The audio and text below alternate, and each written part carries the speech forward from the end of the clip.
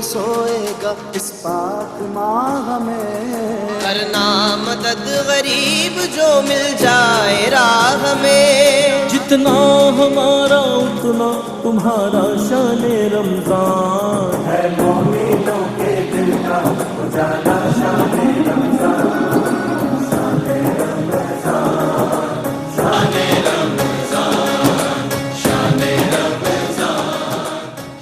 جی خوش آمدید ناظرین، خیر مقدم ہے آپ کا بزم علماء نعمت افطار کا خصوصی بلکہ میں سمجھتا ہوں مرکزی سیگمنٹ، جس میں علماء کرام ہمارے ساتھ موجود ہوتے ہیں۔ ہم ایک موضوع پر بھی بات کرتے ہیں بنیاد بنا کر، اور آپ کی کالز کو بھی لیتے ہیں، انٹریکشن کرواتے ہیں آپ کا، ہمارے ڈائریکٹ ویورز کا۔ علماء کرام سے آپ کر سکتے ہیں سوال، علماء دیں گے آپ کی سوالات کے جوابات، علم و آگہی کا سفر طے ہوگا مختصر سے اس دورانیے میں۔ اور آج 10ویں روزے میں ہم داخل ہو چکے ہیں ملکۃ العرب طاہرہ، جن کا لقب حضور سرور دو عالم صلی اللہ علیہ وسلم کی زوجہ ام المؤمنین سیدہ خدیجۃ الکبریٰ رضی اللہ تعالی عنہا کہ آج وصال کا یوم ہے، تو میں عرض کرتا چلوں نصاب عشق و وفا سیدہ خدیجہ ہیں، نصاب عشق و وفا سیدہ خدیجہ ہیں، قرار شاہ دنا سیدہ خدیجہ ہیں، بلا شبہ ہیں خدیجہ ہی جدہ سادات، بلا شبہ ہیں خدیجہ ہی جدہ سادات، بنائے آل عبا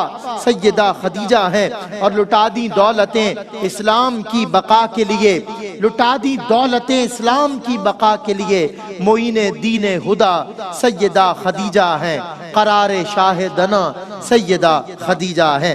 ہمارا اور پوری امت کا، پورے عالم اسلام کا خراج اور سلام ہماری امی جان سیدہ خدیجۃ الکبریٰ کے نام، جنہوں نے دین کے لیے اپنا سب کچھ لٹا دیا۔ آج کا ہمارا جو موضوع ہے وہ اللہ رب العزت کی بندوں پر جو رحمت ہے۔ اسلام میں یہ جو رحمت ہے، اللہ رب العزت جو اپنے بندوں پہ رحمت فرماتا ہے، اس کی جو شان رحمت ہے، اس کی شان رحمت پہ انشاءاللہ آج ہم بات کریں گے۔ کیونکہ قرآن مجید فرقان حمید بھی جب آغاز کرتا ہے، آغاز سے قبل جو ایک سورت جو ہماری نماز کا حصہ ہے، زندگی کا حصہ ہے، ایمان کا حصہ ہے، دعاؤں کا حصہ ہے، وظیفوں کا حصہ ہے، شفا کے لیے حصہ ہے، جزا کے لیے حصہ ہے، عطا کے لیے حصہ ہے، اسے سورۃ الفاتحہ کہتے ہیں۔ اور سورۃ الفاتحہ کا جب آغاز ہوتا ہے تو اللہ رب العزت کی شان رحمت اس سے آشکار ہوتی ہے، کیونکہ اس میں اللہ رب العزت فرماتا ہے الحمدللہ رب العالمین، اللہ اکبر، الرحمن الرحیم۔ تو اللہ رب العزت کو جو رحمان اور رحیم کہا گیا، اس کی شان رحمت کے پیش نظر اس پر بات کریں گے۔ اور پہلا سوال میرا یہی ہوگا، اس کے بعد آگے بڑھیں گے۔ ملک پاکستان کے مستند علماء علامہ لیاقت حسین اظہری صاحب، مفتی اسد نوید نیازی صاحب، مفتی سید زیغم علی گردیزی شاہ صاحب ہمارے ساتھ موجود ہیں۔ آغاز کرتا ہوں، اللہ کی صفت رحمان رحیم خود کہہ رہا ہے، اور رحمت کے جو آثار ہیں وہ بھی ہم پر عیاں ہیں۔ کیا فرمائیں گے اس حوالے سے؟ بہت شکریہ۔ الحمدللہ الذی کفی والسلام علی عبادہ الذین اصطفی، اعوذ باللہ من الشیطان الرجیم، قل ادعوا اللہ او ادعوا الرحمن ایما تدعوا فلہ الاسماء الحسنی۔ سبحان اللہ۔ رب تبارک و تعالیٰ کے سبھی نام ہیں، میرے مالک و مولا کے سب نام بڑے حسین اور بڑے پیارے ہیں۔ رب تبارک و تعالیٰ کو اس کے ناموں سے پکارو، ناموں سے دعا کرو، لیکن فرمایا کہ اس کے ناموں میں سے رحمان اور رحیم بڑا پیارا نام ہے۔ دیکھیں رحمان اور رحیم، اس کی جو مادہ اشتقاق ہے وہ رحمت ہے، جو آج ہمارا موضوع ہے، اور عشرائے رحمت کا آج آخری روزہ ہے۔ رحمتیں برکتیں لٹاتا ہوا رمضان جو ہے آگے بڑھتا جا رہا ہے۔ قرآن نے تو پہلے ہی کہا تھا کہ ایام معدودات، یہ تھوڑے سے گنتی کے دن ہیں، ان دنوں کو ضائع نہ کرو۔ آج پہلا عشرہ مکمل ہو رہا ہے، عشرہ رحمت ہے، اور اسی مناسبت سے ماشاءاللہ یہ موضوع ہے۔ تو ان دونوں لفظوں کے جو مادہ اشتقاق ہے وہ رحمت ہے، کہ رحمان ہے رحیم ہے، اور اس کے اندر رحمان جو ہے یہ زیادہ مبالغہ ہے اس کے اندر، کہ رب تبارک و تعالیٰ کا کرم، اس کی مہربانی اپنے بندوں پر بہت زیادہ ہوتی ہے۔ رحمان کی صورت کے اندر اور رحیم کی صورت کے اندر فرمایا رحمتی وسعت کل شیء، فرمایا میری رحمت نے ہر چیز کو گھیرا ہوا ہے، کوئی چھوٹی چیز کوئی بڑی چیز، کوئی بھی چرند پرند، سب پر رب تبارک و تعالیٰ کی رحمت ہے۔ کائنات کے ذرے ذرے پر، کائنات کے ذرے ذرے پر اس کے رحمان اور اس کے رحیم ہونے کے جو جلوے ہیں اور جو برکات ہیں وہ ہر چیز پر ہے۔ تبھی اس نے بندوں سے کہا کہ میرے بندو ٹھیک ہے غلطیاں ہو گئی کوتاہیاں ہو گئی لیکن لا تقنطوا من رحمت اللہ، میری رحمت سے مایوس نہ ہونا، اس لیے کہ میرا نام رحمان اور رحیم ہے۔ اور جس سورت کا آپ نے ذکر کیا سبحان اللہ، سورۃ الشفاء، سورۃ الدعاء، سبع مثانی، اس کا تو آغاز ہی الحمدللہ رب العالمین الرحمن الرحیم، فرمایا وہ رب العالمین ہے، سارے جہان کا پالنہار ہے، اپنا ہو یا غیر ہو۔ حیران کن بات یہ ہے کہ ہم کتنا بھی بڑا سخی ہو، کتنا بھی بڑا وسیع قلب انسان ہو، لیکن اس کو پتہ چلے کہ یہ بندہ اس کا مخالف ہے تو کہتا ہے اس کو عطا نہیں کروں گا، اس کو نہیں میں دوں گا، ایسا ہی۔ لیکن اس مالک و مولا کا کرم اور اس کا رحمان الرحیم ہونا تو دیکھیں کہ وہ رب المسلمین نہیں، رب المؤمنین نہیں، بلکہ وہ رب العالمین ہے۔ فرمایا کوئی اس کو مانتا ہے۔ ابراہیم علیہ السلام نے بڑی عجیب بات مجھے یاد آئی، آپ نے جب خانہ کعبہ کی دعا کی رب اجعل ھذا بلدا آمنا وارزق اہلہ من الثمرات، خدا اس شہر کو امن والا شہر بنا دے، یہاں کے رہنے والوں کو پھلوں سے روزی عطا فرما۔ اور دیکھیں دعا قبول بھی کیسی ہوئی، کہا کس کو؟ من آمن منہم باللہ والیوم الاخر، خدایا اس کو دینا جو تجھے مانتا ہے، آخرت کو مانتا ہے۔ کہا میرے خلیل یہ نہیں کہو ومن کفر فامتعہ قلیلا ثم اضطرہ الی عذاب النار، فرما آخرت کا معاملہ الگ ہے، یہاں میں سب کو عطا کروں گا جو بھی آئے گا، وَأَن لَيْسَ لِلْإِنسَانِ إِلَّا مَا سَعَى۔ یہ ہے اس کے رحمان اور رحیم ہونے کے جلوے کہ وہ صرف اپنوں پر نہیں بلکہ غیروں پر، جو اس کو رب نہیں مانتے ہیں، رحمان نہیں مانتے، رحیم نہیں مانتے، وہ مالک و مولا اپنی رحمت ان پر بھی نشاور کرتا ہے، اور جو ماننے والے ہیں ان پر تو رب تبارک و تعالیٰ کا خصوصی کرم اور خصوصی فضل ہوتا ہے۔ اس عشرائے رحمت کے صدقے رب تبارک و تعالیٰ اپنی خصوصی رحمت تامہ، رحمت عامہ کی ہمارے وطن عزیز کو بھی اور عالم اسلام کو بھی حصہ عطا فرمائے۔ بہت شکریہ علامہ صاحب، بہت خوب ماشاءاللہ۔ میں مفتی حسن نوید نیازی صاحب آپ کی جانب آتا ہوں۔ یہ اللہ رب العزت کی رحمت کے جو بندوں پر مظاہر ہیں، بنیادی فنڈامنٹل اور عمومی جو کامن جو ہمیں نظر آتے ہیں اشارے اور مظاہر، یہ کیا ہے؟ بسم اللہ الرحمن الرحیم، صلی اللہ علیہ حبیبی محمد وعلی آلہ وصحبہ بارک وسلم۔ اللہ رب العالمین جل وعلا خود قرآن مجید فرقان حمید برہان رشید میں ارشاد فرماتا ہے کاتب ربکم علی نفسہ الرحمہ، تمہارے رب نے اپنے نفس پر اپنے آپ پہ رحمت لکھ دی ہے، یعنی اپنے آپ پر لازم کر دی ہے، یہ بھی اس کا فضل ہے، اپنے فضل سے اس نے لازم کی۔ اور قرآن مجید فرقان حمید کی ہر سورت کا آغاز ہوتا ہے بسم اللہ الرحمن الرحیم سے۔ اس میں اللہ کا نام جب لیا جاتا ہے تو اللہ کے نام کے ساتھ جو اوصاف ذکر ہوتے ہیں، جتنی صورتیں ہیں سورہ توبہ کو چھوڑ کر ہر صورت سے پہلے تسمیہ ہے اللہ کا نام، جب بھی آپ لیں گے ساتھ وصف کون سا لے رہے ہیں؟ الرحمن الرحیم، بے حد مہربان، رحم فرمانے والا وہ رحمان۔ تفسیر بیداوی قاضی بیداوی رحمہ اللہ کہتے ہیں رحمان کا اطلاق اللہ کے سوا کسی اور پر نہیں کیا جا سکتا، رحیم کا اطلاق غیر اللہ پر ہو سکتا ہے، اگرچہ اس معنی میں نہیں ہے جس معنی میں خالق پر ہے، اس معنی سے ہٹ کر ہی ہے، لیکن بہرحال ہو سکتا ہے۔ خود قرآن میں آیا حضور جان عالم علیہ السلام کے لیے وبالمؤمنین رؤوف الرحیم، لیکن رحمان وہ وصف ہے کہ اس لفظ کا، اس نام کا اطلاق اللہ کے سوا کسی اور پہ کر ہی نہیں سکتے۔ کیوں؟ قاضی بیداوی وجہ بیان کرتے ہیں، کہتے ہیں اس لیے کہ اس کا معنی ہے المنعم الحقیقی البالغ فی الرحمت غایتہا، حقیقتاً انعام فرمانے والی وہ ذات جو رحمت میں انتہا کو پہنچی ہوئی ہو۔ میں حقیقی انعام فرمانے والا بھی اللہ ہی ہے، اور رحمت میں انتہا کو پہنچنا یہ بھی اللہ ہی کے ساتھ خاص ہے، غیر اللہ نہیں پہنچ سکتا۔ کیوں؟ آگے وجہ بھی بیان فرمائی، اس لیے کہ دوسرا کوئی جو بھی رحمت کرتا ہے کسی پر تو اس کے پیش نظر کوئی نہ کوئی غرض ہوتی ہے، یا دنیاوی غرض ہوتی ہے، یا اخروی غرض ہوتی ہے، یا دینی غرض ہوتی ہے۔ چاہے حضور جان عالم علیہ السلام ہی کیوں نہ ہوں، آپ رحمت للعالمین ہیں، لیکن آپ کا رحمت فرمانا اس غرض پر مبنی ہے کہ آپ اللہ کو راضی کرنا چاہتے ہیں، جبکہ اللہ تبارک و تعالیٰ اس بات سے برتر ہے، اس سے متعالی ہے کہ اسے کسی کی رضا کی حاجت ہو، تو اس کی جو رحمت ہے وہ بے غرض ہے، اس کا کوئی فعل غرض پر مبنی نہیں، مسالے اور حکمتوں کا انکار نہیں، فعل الحکیمی لا یخلو عن الحکمہ، اس کے تمام افعال جو ہے وہ حکمت پر اور مصلحتوں پر مبنی ہیں، لیکن یہ ہمارا عقیدہ ہے کہ اس کے افعال معلل بالاغراض نہیں، کسی غرض پر مبنی نہیں۔ تو وہ ہستی کہ جو حقیقتاً انعام فرمائے، رحمت میں انتہا کو پہنچی ہوئی ہو، اور جس کی رحمت بے غرض ہو، کسی غرض پر مبنی نہ ہو، وہ ایک ہی ذات ہے، وہ ذات ہے اللہ تبارک و تعالیٰ کی۔ تو یہ اللہ تعالیٰ کی رحمت کے مظہر ہی ہیں۔ دنیا میں جتنا بھی انعام ہے، جتنی بھی محبت ہے، جتنی بھی رحمت ہے، یہ ساری کی ساری اللہ تبارک و تعالیٰ کی رحمت کا مدر ہے.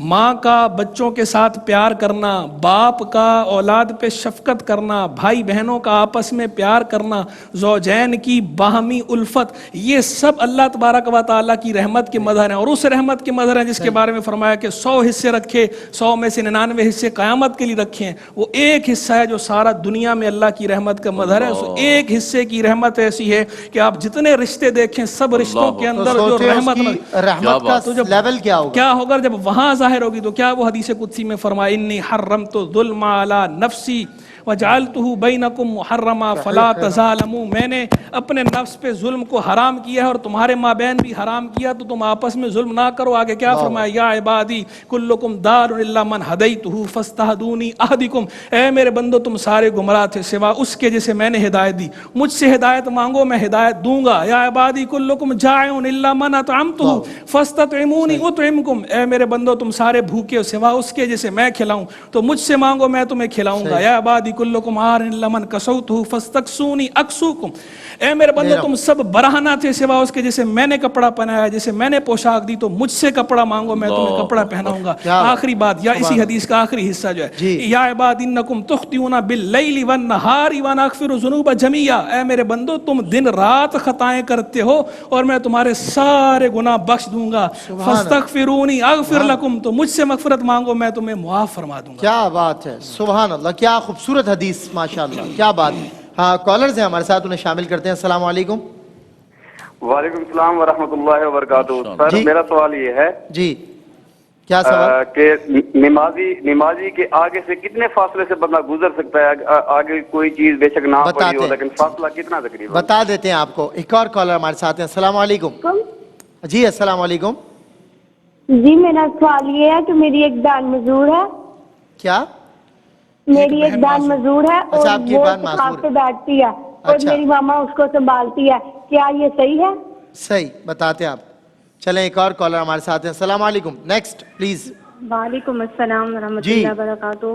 میرا سوال یہ ہے کہ کیا ہم تراویح پڑھتے ہیں اس کے بعد ہم وتر ٹھہرا سکتے ہیں، صبح تہجد کی نماز کے ساتھ پڑھ کے کر سکتے ہیں؟ ٹھیک ہے انشاءاللہ بتاتے ہیں. Next please. السلام علیکم. وعلیکم السلام ورحمۃ اللہ وبرکاتہ. جناب کیا سوال ہے آپ کا؟ رحمان بھائی میں حافظ غلام شبیر سعودی عرب سے بات کر رہا ہوں. ماشاءاللہ. سوال کیا ہے؟ اللہ تعالیٰ آپ کو صحت و سلامتی دے. موضوع آپ کا زبردست ہے، آپ جو اصلاح کر رہے ہیں اللہ تعالیٰ کی رحمت ہو آپ کے اوپر. سوال میرے دو ہیں. جی. ایک تو میں نے سجدہ تلاوت کے بارے میں معلومات کرنی ہے، اس کا ایک یا ایک سے زیادہ ہو تو طریقہ کار بتا دیجیے. سجدہ تلاوت. اور اس کے علاوہ دوسرا سوال کل استخارہ کے بارے میں چل رہا تھا تو وہ تھوڑی سی تفصیل بتا دیجیے تاکہ کس طرح پڑھنا ہے اور کیا طریقہ کار ہے اور نیت کیسے کرنی ہے. ٹائم ٹیبل ذرا بتا. آپ کو بتاتے ہیں انشاءاللہ اس مختصر سے بریک کے بعد. خوش آمدید ناظرین، آپ کا خیر مقدم ہے. اسلام دین رحمت ہے، اس کو دین رحمت کہا گیا ہے. میں مفتی سید زیغم علی گردری شاہ صاحب سے پہلے جواب لے لوں پھر کالز کی طرف آتا ہوں. مختصراً ذرا اسلام کو دین رحمت کہا گیا ہے شاہ صاحب، کس اعتبار سے اسلام دین رحمت ہے؟ بسم اللہ الرحمن الرحیم. اللہم صلی علی محمد وعلی آل محمد وبارک وسلم. بہت شکریہ سلمان بھائی. اسلام ہر لحاظ سے دین رحمت ہے، چاہے وہ دینی معاملات ہوں، دنیاوی معاملات ہوں، اخروی معاملات ہوں یا عبادات سے متعلق معاملات ہوں. ہر لحاظ سے اور زندگی کے جڑے ہوئے تمام پہلوؤں سے متعلق اللہ رب العالمین نے اس میں ہمارے لیے رحمت اور رافت کا معاملہ فرمایا. اسلام سے قبل اگر ہم دیکھیں تو زمانہ جاہلیت میں انسانوں کے ساتھ جنگ و جدال کا معاملہ ہے، قتل و غارت کا معاملہ ہے، ذات پات کی تقسیم ہے، حسب و نسب کی وجہ سے اور زبان اور قوم کی وجہ سے ایک دوسرے پر امتیازات بڑھتے جاتے ہیں. اسلام نے تشریف لا کر اپنی ستھری اور پاکیزہ تعلیمات کے ساتھ اور رحمتوں والی تعلیمات کے ساتھ، جہاں سیدنا بلال حبشی ہیں، سیدنا صدیق اکبر رضی اللہ تبارک و تعالیٰ کے برابر ان کو لا کر کھڑا کیا اور یہ ذات پات کی تقسیم ساری چیزوں کے ان کو ختم فرما دیا گیا. سید عالم صلی اللہ تعالیٰ علیہ وآلہ وسلم نے فرمایا کہ میں ان ساری جو زمانہ جاہلیت کے امتیازات ہیں، آپس میں تفاخر کا جو معاملہ ہے، فرمایا کہ میں اس کو پاؤں تلے رونتا ہوں. کسی گورے کو کسی کالے پر، کسی عربی کو کسی آدمی پر کوئی فضیلت حاصل نہیں. خواتین کا اگر معاملہ دیکھیں، اسلام سے قبل خواتین کے ساتھ کیا انسانیت سوچ سلوک کیا جاتا تھا. اگر وہ بچی ہے تو پیدا ہوتے ہی زندہ درگور کیا جاتا ہے، اور اگر وہ بڑی عمر کی خاتون ہے تو مختلف معاشروں میں مختلف تصورات پائے جاتے ہیں. کہیں اس کو محض نفسانی خواہشات کی تسکین کا ایک ذریعہ قرار دیا جاتا ہے، کہیں اس کو شیطان کا دوسرا روپ قرار دیا جاتا ہے. مختلف انسان انسانیت سے ہٹ کر انسانیت کی تذلیل والے تصورات پائے جاتے ہیں. اسلام نے ہر لحاظ سے عورت کا کوئی بھی پہلو ہے، چاہے وہ بیٹی کے روپ میں ہے، ماں کے روپ میں ہے، بہن کے روپ میں ہے، بیوی کے روپ میں ہے، اللہ رب العالمین نے اسے عزتوں کے معراج پر عطا فرمایا. یہی اسلام کا جو رحمت والا پیغام تھا. پھر انسان ہی نہیں، اگر انسان کے علاوہ دیگر معاملات میں ہم جائزہ لیں، دیگر مخلوقات سے متعلق، تو اسلام کی رحمتوں والی ہی تعلیمات ہیں جس نے ہمیں یہ سکھایا کہ اگر کسی کتے کو بھی، پیاسے کتے کو بھی پانی پلایا جائے تو اس کے ذریعے اللہ رب العالمین جنت عطا فرما دیتا ہے. یہ اسلام کی رحمت والی تعلیمات ہے کہ جس نے ہمیں سکھایا کہ اگر کسی بے زبان جانور بلی کے ساتھ بھی اگر ظلم و زیادتی کی جائے تو اللہ رب العالمین کے عذاب اور قہر سے نہیں بچ سکتے. بالکل صحیح. پھر حضور نے جہاں غزوات کے لیے، جنگوں کے لیے قافلے روانہ فرمائے، لشکر روانہ فرمائے، خصوصاً تاکید فرمائی جاتی تھی کہ اگر تم اپنے مد مقابل پر قابو بھی پالو تو بچوں پر زیادتی نہیں کرنی، بچوں کو قتل نہیں کرنا، خواتین کو قتل نہیں کرنا، بوڑھوں کو قتل نہیں کرنا. کسی بھی مذہب کے جو عبادت گاہوں میں جو عبادت کرنے والے لوگ ہیں، فرمایا کہ ان کے ساتھ کچھ بھی اس طرح کا معاملہ نہیں کرنا. یہاں تک فرمایا کہ اگر کوئی شجر سایہ دار ہے جو منفیت کا باعث ہے، لوگوں کی بھلائی کا باعث ہے، فرمایا کہ اس کو تم نے کاٹنا نہیں ہے.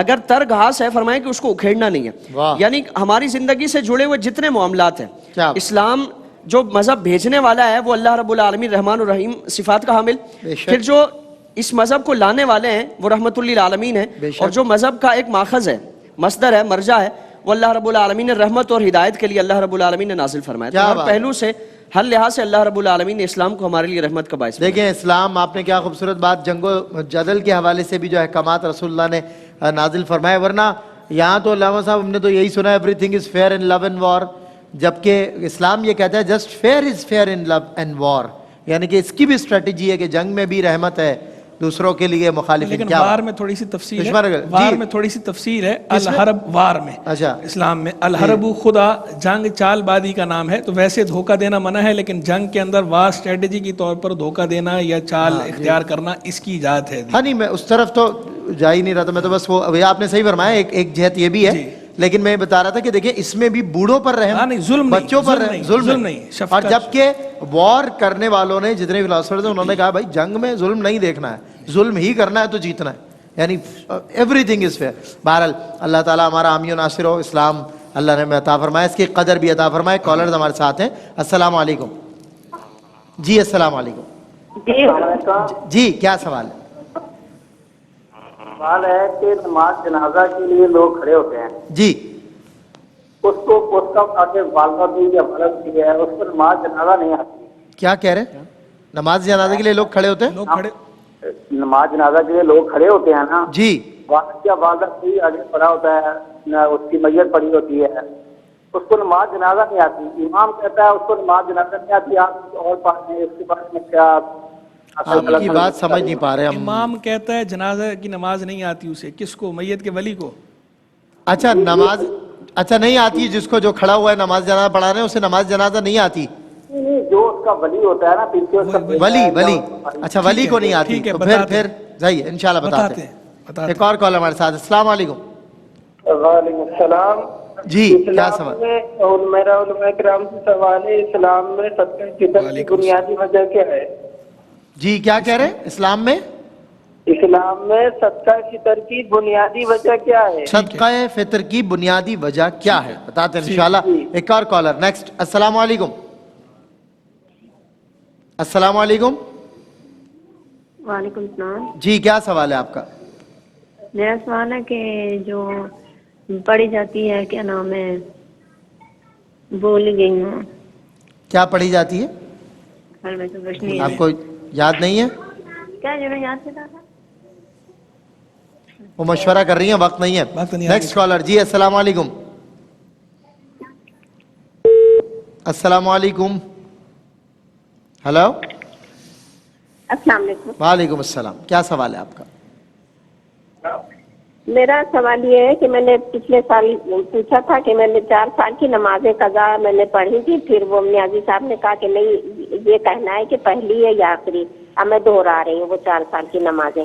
اب میں نے روزے بھی اسی طرح 20-25 سال کے رکھے کہ جو میرے جس سال کے چھوٹے 8 چھوٹے یا 7 چھوٹے جو بھی چھوٹے میں نے کہ 1 ہو گیا 2 ہو گئے 3 ہو گئے، اس طرح کر کے میں رکھ لیتی تھی. اب کیا مجھے روزے بھی دوبارہ رکھنے ہوں گے؟ ٹھیک ہے چلیں بتائیں گے انشاءاللہ. آپ دیکھتی رہیے گا پروگرام. ایک اور کالر ہمارے ساتھ ہیں. السلام علیکم. جی وعلیکم السلام، اللہ تعالیٰ آپ کو سلامت رکھے. آمین. کیا سوال؟ میرا سوال یہ ہے کہ بندہ ہلکاتا ہو، زبان اس کی صحیح نہ چلتی ہو یا گونگا ہو، اس کو کیسے نماز پڑھنی چاہیے؟ دل میں پڑھے یا کیا کرے؟ یا گونگا ہو، لکنت ہو یا گونگا ہو تو کیسے نماز پڑھے؟ ٹھیک ہے. ایک اور کالر. السلام علیکم. جی السلام علیکم. جی جی مجھے اپنے بھائی کے رشتے کے بارے میں پوچھنا تھا. جی پوچھئے سوال. جی ان کا نام ہے حافظ محمد ارشد اور امی کا نام ہے غلام سکینہ. اچھا استخارہ، استخارے کا بہن سیگمنٹ نہیں ہے، سوال جواب کا ہے. آپ مہربانی کریں سوال جواب کریں فقہی شرعی. جی السلام علیکم. السلام علیکم. ہلو. جی السلام علیکم. میرا سوال وعلیکم السلام. کیا سوال ہے آپ کا؟ جی میں نے قضائے عمری کے بارے میں بات کرنی تھی. جی قضائے عمری، اس کا طریقہ جی کیسے ادا کی جاتی ہے بتائیں گے انشاءاللہ. Next caller. السلام علیکم. السلام علیکم. ہیلو. جی السلام علیکم. کیا سوال ہے آپ کا؟ جی میرا سوال یہ کہ اگر اذان فجر کے بعد حیض سٹارٹ ہو جائے تو روزہ رکھنا ہوگا یا پھر توڑ دینا ہوگا؟ ٹھیک ہے بتائیں گے انشاءاللہ آپ کو. ایک اور کالر ہمارے ساتھ ہیں. السلام علیکم. جی نیکسٹ. السلام علیکم. وعلیکم السلام. کیا سوال؟ مدرسے کو زکوٰۃ دی جا سکتی ہے؟ ٹھیک ہے، مدرسے کو زکوٰۃ دے سکتے ہیں. ایک اور کالر ہمارے ساتھ ہیں. السلام علیکم. السلام علیکم. السلام علیکم. جی وعلیکم السلام. کیا سوال ہے آپ کا؟ جی جی السلام علیکم. بھائی ٹی وی بند کریں گے تو بات ہوگی ورنہ مشکل ہے ہماری بات. جی جی یہ پوچھنا چاہ رہے تھے کہ اپنا جو انسان مر جاتا ہے اس کے اوپر جو خون ہوتا ہے وہ کفن کے اوپر جو خون ہوتا ہے. آپ کی بات سمجھ نہیں آ رہی. اچھا جو انسان مر جاتا ہے اس کے اوپر خون ہوتا ہے.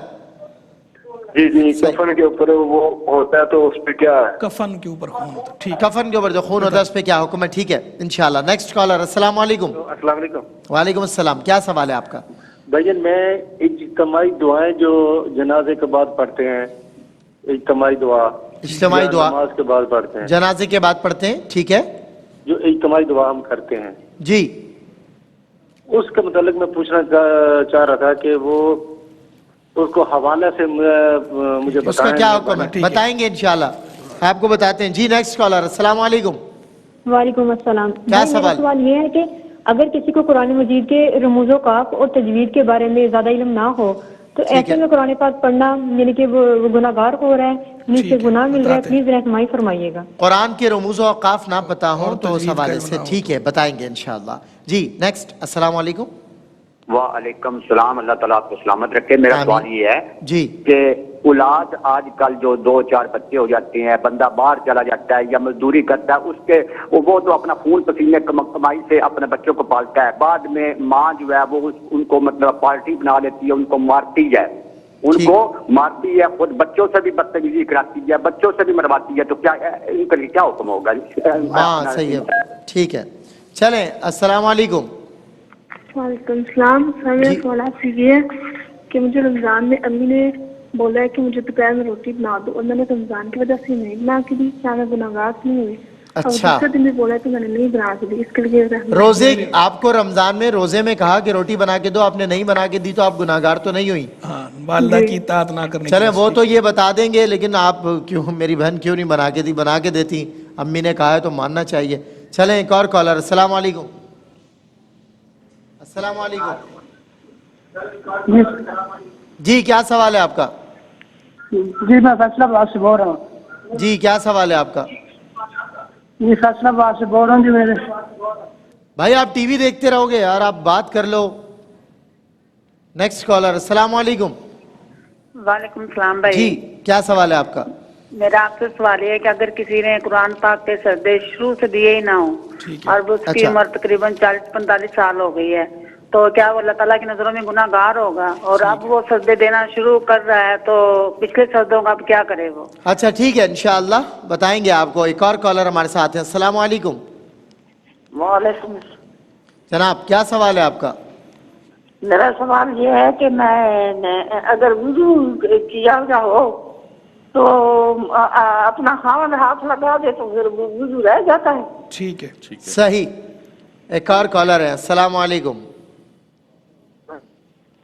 अस्सलाम वालेकुम। अस्सलाम वालेकुम। वालेकुम अस्सलाम। जी क्या सवाल है आपका? सवाल मुफ्ती साहब ये है कि मैंने ये पूछना था कि अगर ये जो शरई मसाइल में ये जो निकाह होता है इसके बारे में मैं ये सवाल पूछना चाहता हूँ। अच्छा चले, एक ब्रेक है, ब्रेक के बाद इंशाल्लाह आपके सवालात के देंगे जवाबात उलमा इकराम। मिलते हैं आपसे इस वक्फे के बाद।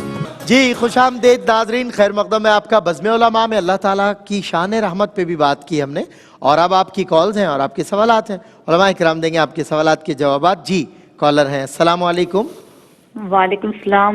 उस्मान बेटा, मेरा सवाल है जी कि मेरा सवाल ये है चले कि मेरी बेटी है जी, ठीक है, और मेरी ये सेकंड निकाह है, और मेरी बेटी जो है वैसे तो मेरे पास ही रहती है, सही ठीक है, और मतलब उसकी शादी की थी तो नाकाम हो गई थी, ठीक है। अच्छा। और वो कभी कभी अपने अब्बू के घर चली जाती है, लेकिन इस दफा वो 10 रोजे उसने वहीं गुजारे हैं अब्बू तो के घर। आया, हाँ जी, सही। तो मैंने ये पूछना है कि जो फितराना है मैं ही देती हूँ, मैं ही दूंगी या उसके अब्बू देंगे? अच्छा चले आपको बताते हैं इंशाल्लाह। इन्होंने इतने प्यार से उस्मान बेटा बोला, मेरा दिल नहीं किया इनको अपना नाम बताने का। चले एक और कॉलर हमारे साथ हैं, अस्सलाम वालेकुम। वालेकुम सलाम। जी क्या सवाल? सर मैंने ये बात करनी है कि अगर पास पैसे ना हो, ये इतने वसाइल ना हो, तो फितराना देना जरूरी होता है या जरूरी नहीं है? अच्छा बताते हैं। अस्सलाम वालेकुम। वालेकुम सलाम। जनाब क्या सवाल है? वालेकुम सलाम। आप टीवी देखते रहेंगे तो सलाम और वालेकुम सलाम चलता रहेगा भाई, सवाल पूछ ले। सवाल ये है कि जो कौमी बचत में पैसे जमा कराए जाते हैं, क्या उसके ऊपर जो प्रॉफिट मिलता है वो जायज़ है या ये जायज़ नहीं है? ठीक बता दे। एक और कॉलर हमारे साथ है, अस्सलाम वालेकुम। जी अस्सलाम वालेकुम। जब बात की तरफ आते, अल्लामा लियाकत हुसैन नजरी साहब। जी देखिए, एक सबसे पहले ये पूछा है कि नमाजी के कितने आगे से गुजरा जा सकता है। सही। हमारे यहाँ लोगों के अंदर ये कॉन्सेप्ट है कि शायद जो है एक सब छोड़ के, दो सब छोड़ के नमाजी के आगे से गुजरा जा सकता है, तो नमाजी के आगे से नहीं गुजरा जा सकता है। ये सबसे पहले एक मरकजी मसला समात फरमा लीजिए, ठीक है, ताकि लोगों का ये मसला ही ख़त्म हो जाए कि जनाब सफ़े कितनी सफ़ों के बाद गुजरना है। सुथरा रख लें और सुथरा रख के गुजरें, बगैर सुथरे के नमाजी के आगे से नहीं गुजर सकते। वो बहुत बड़ी मस्जिदें जामे हैं और वो बहुत कम हैं जिनके अंदर बहुत मुश्किल और बहुत ज़्यादा तकलीफ़ होती है। उसके अंदर ये है कि आप इतने फासले से कि आपके सजदे की जो जगह है उससे बाहर चले जाएं या 7 सफ़ों के फासले से। ये भी बता, लेकिन हमारी जो मस्जिदें हैं, जो आम मस्जिदें हैं, आम मस्जिदों के अंदर लोग ये करते हैं कि एक सब छोड़ के, दो सब छोड़ के आगे से गुजर जाते हैं, या कोई हाथ रख लेता है, फुला कर लेता है। ये सब गुजरना बहुत बड़ा गुनाह कबीरा है। ये मस्जिदों के अंदर आजकल इतना ज़्यादा हो गया है कि उलमाए किराम बैठे हुए हैं कि नमाज के बाद पता नहीं लोगों को क्या टेंशन होती है कि जैसे सलाम फिरता है तो हर बंदे को ये टेंशन होती है कि मैं भागना शुरू करूं, या तो वहां से हट जाऊं। तो नमाजी के आगे से गुजरना इतना बड़ा गुनाह कबीरा है, तो आप एक सफ या दो सफ छोड़ के नमाजी के आगे से नहीं गुजर सकते हैं। अच्छा, मैं इस हवाले से ज़रा मैं चाह रहा था ज़रा वजाहत हो जाएगी। मस्जिदुल हराम है, मस्जिद नबवी है, वहाँ हमारी मजबूरी है कि हमें गुजरना है, क्या फरमाएंगे? देखिए जी, मस्जिद हराम को भी उस सतह पर तो नहीं कहा है, लेकिन चूंकि हरज है तो हरज की वजह से उलमा ने कहा है। लेकिन वहाँ भी एहतियात कीजिए, वहाँ भी ऐसा होता है कि नमाजी की बिल्कुल सर के ऊपर से चढ़ के गुजर रहे होते हैं। हाँ, वो तो खैर नमाजी नमाज पढ़ रहा है, उसके आगे खड़े हैं, वो सजदा भी नहीं कर पा रहे। हाँ, सही बात। वो नमाज ही नहीं पढ़ रहा है, वो इंतजार कर रहे हैं, ये इंतजार नहीं कर रहे, ये इंतजार नहीं कर रहे, वो इंतजार कर रहा है कि भाई ये हटे तो सजदा तो सही कह रहे हैं। ये भी एक बहुत बड़ा लोगों ने एक आम इसको कर दिया है कि जनाब आप गुजरते जाएं, कोशिश करें कि नमाजी के आगे। बिल्कुल ठीक, बिल्कुल ठीक। जी ये एक सवाल पूछा था कि बहन हमारी माजूर हैं और वालिदा उनको पालती हैं, तो क्या हम भाई बहन मुस्तहिक हैं, तो क्या हम भाई बहन ज़कात दे सकते हैं? तो बिल्कुल, अगर वो मुस्तहिक हैं तो बहन भाई आपस में ज़कात दे सकते हैं। माँ अपनी बेटी को नहीं दे सकती है, अपने उसूल और फुरू को नहीं दे सकते हैं। बाकी बहन भाई आपस में दाएं बाएं, चचा खाला, जितने भी अजीज़ व अकारिब हैं। और इसमें बल्कि एक जुमला जल्दी से मैं ऐड करूँगा कि होना ये चाहिए कि अगर आपके अजीज़ व अकारिब के अंदर को मुस्तहिक है तो सबसे पहले आप उसी को ज़कात दें, बगैर ज़कात के नाम के आप दे सकते हैं। बिल्कुल सही। सजदा तिलावत के बारे में, सजदा तिलावत के बारे में पूछा है कि सजदा तिलावत जो है وہ ایک یا ایک سے زیادہ کیسے کیے جائے. سجدہ تلاوت یہی ہے کہ آپ تلاوت کر رہے ہیں اور سجدہ آ جائے تو اس کا پہلا حکم تو یہی ہے کہ جیسا ہی سجدہ آ جائے فوراً آپ سجدے کے اندر گر جائیں اور 2 سجدے کریں.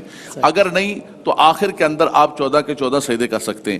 اور زیادہ سجدے آپ کے رہ گئے، جیسے بار بار ہر ایک کا یہ سوال آ رہا ہے کہ میرے سجدے رہ گئے، میرے سجدے رہ گئے. آپ کوشش کریں جتنے سجدے ہو سکتے ہیں یا ہر سجدے کے ساتھ 2 سجدے کرتے رہیں. باقی اللہ تبارک و تعالیٰ آپ پر کرم اور فضل کا معاملہ فرمائے. استخارے کے حوالے سے انہوں نے کہا کہ کل پوچھا گیا تھا.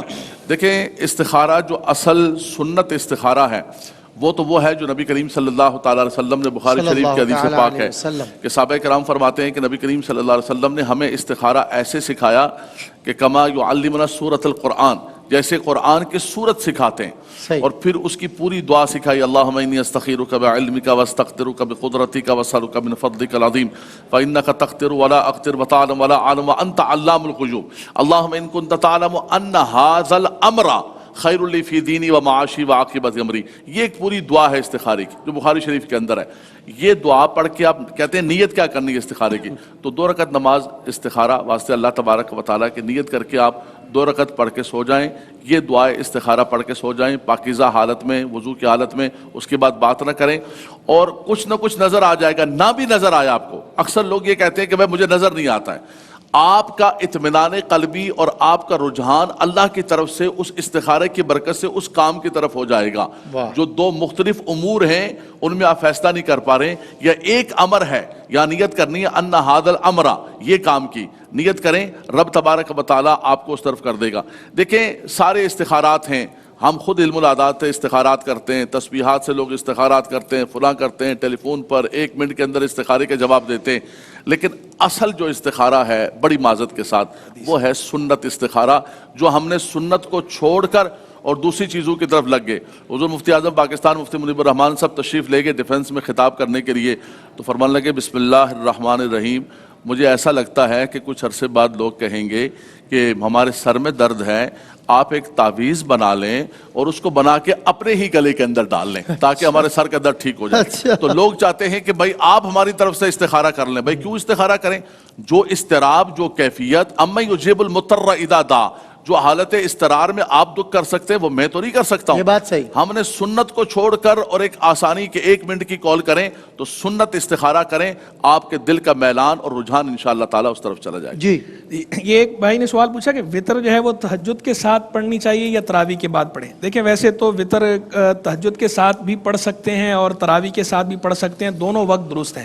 تہجد کے ساتھ پڑھنا ویسے اولا ہے ان لوگوں کے لیے کہ جن لوگوں کو اطمینان ہو کہ ہم تہجد میں اٹھ جائیں گے اور اٹھتے ہوں، یہ عادت ہو، تو وہ تہجد کے ساتھ پڑھیں تو یہ افضل ہے، اولا ہے. اور باقی جو عام لوگ ہیں جنہیں یہ اطمینان نہیں ہے کہ میں تہجد میں پتہ نہیں اٹھ پاؤں گا تو وہ اپنے واجب وطر کو سٹیک پر نہ لگائیں، وہ تراویح کے ساتھ ہی پڑھ لیں تو اچھا ہے، اولا ہے، افضل ہے. اور باقی جہاں مساجد میں تراویح کی جماعت کا اہتمام ہوتا ہے وہاں تو بہتر یہی ہے کہ آگے وطر کی جماعت میں شریک ہو جائیں تاکہ مسلمانوں کی جو اجتماعی برکت ہے وہ بھی شامل ہو جائے. بہتر طریقہ یہ ہے. لیکن اگر بالفرض کوئی وہاں پر وطر نہیں پڑھتا اور تہجد کے وقت میں جا کے وطر پڑھتا ہے تہجد کے ساتھ ملا کر تو یہ بھی جائز ہے اور حضور جان عالم علیہ السلام سے ثابت ہے اور یہ بھی سنت ہے، اس میں کسی قسم کا کوئی حرج نہیں، یہ بھی باعث برکت ہی ہے. پھر جو ہے وہ ایک بہن نے سوال پوچھا کہ میری سہیلی کو اس کے شوہر نے چند سال پہلے 2 طلاقیں دے دی تھیں، اب کافی عرصے بعد آ کر 1 طلاق اور دے دیے، تو کیا طلاق ہو گئی یا نہیں ہو گئی؟ تو دیکھیں 3 طلاقیں دی ہیں تو یہ طلاق مغلظ ہو چکی، طلاق مغلظہ ہے. اب رجوع نہیں کر سکتے جب تک کہ اثر نو نکاح اور حلالہ نہ ہو. پہلے حلالہ کسی اور سے وہ نکاح کریں گی، عدت گزرنے کے بعد کسی اور سے نکاح کریں گی، پھر وہ ازدواجی تعلق قائم کرے گا، اس کے بعد وہ طلاق دے گا، پھر عدت گزرے گی، اس کے بعد ان سے نکاح کر سکتی ہیں، ادروائز ان سے نکاح نہیں ہو سکتا. اور اس دن بھی ایک بہن نے سوال پوچھا تھا طلاق اسی طرح کے شوہر نے 2 طلاقیں دی تھیں تو اس کے اندر بھی اگر انہوں نے رجوع کر لیا تھا عدت کے اندر تو عدت کے اندر اگر رجوع کر لیں تو رجوع ہو جاتا ہے، لیکن ان کے پاس حق اب صرف 1 ہی طلاق کا ہے، یعنی 2 حق وہ استعمال کر چکے، اب 1 ہی آپشن ہے. اور اس کے اندر مذاق میں بھی نہیں کہنا چاہیے. طلاق ان امور میں سے ہے کہ جس کے بارے میں باقاعدہ حدیث میں فرمایا گیا ہے کہ اس میں سنجیدگی الجد والحزر سواء، کہ اس میں سنجیدگی اور مذاق برابر ہے. مذاق میں بھی طلاق کہیں گے تو طلاق ہو جاتی ہے، جیسے کہ انہوں نے کہا تھا نا، شوہر نے کہا کہ कि मैंने मजाक में कहा है और मेरी नीयत तलाक की नहीं थी, तो मजाक में भी ये लफ्ज़ ज़बान पे नहीं लाना, मजाक में भी लाएंगे तलाक 2 हो चुकी हैं, अगर अगली बार मजाक करेंगे तो बिल्कुल ये मजाक महंगा पड़ेगा बहुत और वाकई तलाक़ मुग़ल्लज़ हो जाएगी। फिर एक बहन ने ये सवाल पूछा कि मैं वैसे तो रोज़े रखती हूँ लेकिन जब मैं अरब शरीफ से आती हूँ तो आखिरी रोज़े मैं छोड़ देती हूँ, तो क्या मैं गुनाहगार तो नहीं हूँ? आप आखिरी रोज़े इस तरह नहीं छोड़ सकती, अगर छोड़ेंगी तो गुनाहगार होंगी, आपको सारे रोज़े रखना लाजिम है, और कोई रोज़ा अगर आपने इस तरह छोड़ा है उन रोज़ों की आप पर कज़ा करना लाजिम है, और जानबूझकर छोड़े हैं तो उन रोज़ों को छोड़ने की वजह से जो गुनाह मिला है उससे तौबा भी लाजिम है। हाँ, सिर्फ वो रोज़ा जो रोज़ा सफ़र के अंदर है उस रोज़े पर गुनाह नहीं है, उसके लिए तौबा नहीं है लाजिम, वो आप बाद में करेंगे, लेकिन उसके अंदर भी सफ़र भी वो सफ़र है कि सहरी का जो वक्त है ये सफ़र में आए, ये नहीं कि आप जो है वो सहरी का वक्त तो आपको मिला, सफ़र आपने शुरू किया दिन के 12 बजे तो अब आप कहें कि मैं नहीं, इस तरह के सफ़र में रुखसत नहीं है, रुखसत उस सफ़र की है कि जिसमें सहरी का वक्त शामिल ये सफ़र में आए तो जी ठीक है। फिर एक जो है वो भाई ने ये सवाल पूछा, बहन नहीं पूछा था, कि उन्होंने कहा मैं बहुत गरीब हूँ, मेरा मियाँ जो है वो चंद दिन काम करता है फिर छोड़ देता है, अब मेरे बच्चे भी हैं तो मैं घरों में जाकर मांग कर गुजारा करती हूँ, तो क्या इस पर गुनाह तो नहीं होगा? देखिए पहले ये समझ लें कि सवाल करने की इजाज़त किसके लिए? सवाल करने की इजाज़त है मिस्कीन के लिए, जिसके पास एक दिन का खाना पीना और लिबास भी ना हो, उसके लिए सवाल करना जायज़ है। उसके अलावा बकिया जो शरीफ फ़कीर होते हैं कि जिन पर ज़कात लाजिम नहीं होती या जो ज़कात के मुस्तहिक होते हैं, लेकिन अगर वो मिस्कीन ना हो तो उन्हें सवाल करने की इजाज़त नहीं। तो आज इस बहन को हमारा मशवरा यह है कि आप इस तरह जाकर मांगने की बजाय कोई काम कर लें। जिन जिन घरों में जाकर आप मांगती हैं उन्हीं घरों में जाकर अगर आप कुछ थोड़ा बहुत उनका काम कर देंगी, दरखास्त करेंगी, तो वो आपको काम पे रखेंगे, काम भी हो जाएगा, मुआवनत भी हो जाएगी, आपको उसकी उजरत मिलेगी जो आपके हक में हलाल तय्यब होगी, किसी किस्म का गुनाह नहीं होगा। सही। सलमान भाई ये फितरे से मुतालिक 2-3 सवालात थे। जी फितराना कब देना है, और एक बहन ने पूछा था कि वसाइल नहीं होते तो फितरा लाजिम है या नहीं, और एक सबब भी, बुनियादी सबब क्या है? सदकात वाजिबा जितने भी हैं उनके लिए कंडीशन लाजमी है कि वो जो ज़कात के लिए निसाब है कि अगर वो इतना माल किसी के पास मौजूद है, सोने की सूरत में 7.5 तोला सोना है, चांदी की सूरत में 52.5 तोला चांदी, या इसकी मालियत में कोई चीज़ है या माली तिजारत मौजूद है, तो फिर अब उस पर ज़कात भी लाजिम है और सदकात वाजिबा सदका फ़ितर भी उस पर लाजिम है। अगर उस पर सदका अगर निसाब के बराबर उसकी मालियत की कोई चीज़ नहीं है, उसके पास सोना चांदी वरा या माली तिजारत या पैसे इतने मौजूद नहीं है, तो उस पर सदका फ़ितर लाजिम नहीं होगा।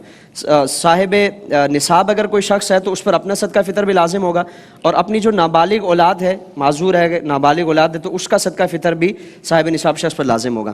फिर इसका सबब एक वजह तो ये है कि रोज़ों में कुछ हमारी तरफ से कोई कमी कोताही रह जाती है और अपनी तरफ से कोशिश के बावजूद कुछ ऐसी चीज़ें रह जाती हैं जो उसके आदाब के मुनाफी होती हैं, तो ये उसका एक कफ़ारे के तौर पर है कि वो उन चीज़ों को उनसे बरी ज़िम्मा होने के लिए एक सबब ये बन जाता है। तो इसलिए अगर किसी की हैसियत है इसको तर्क ना किया जाए।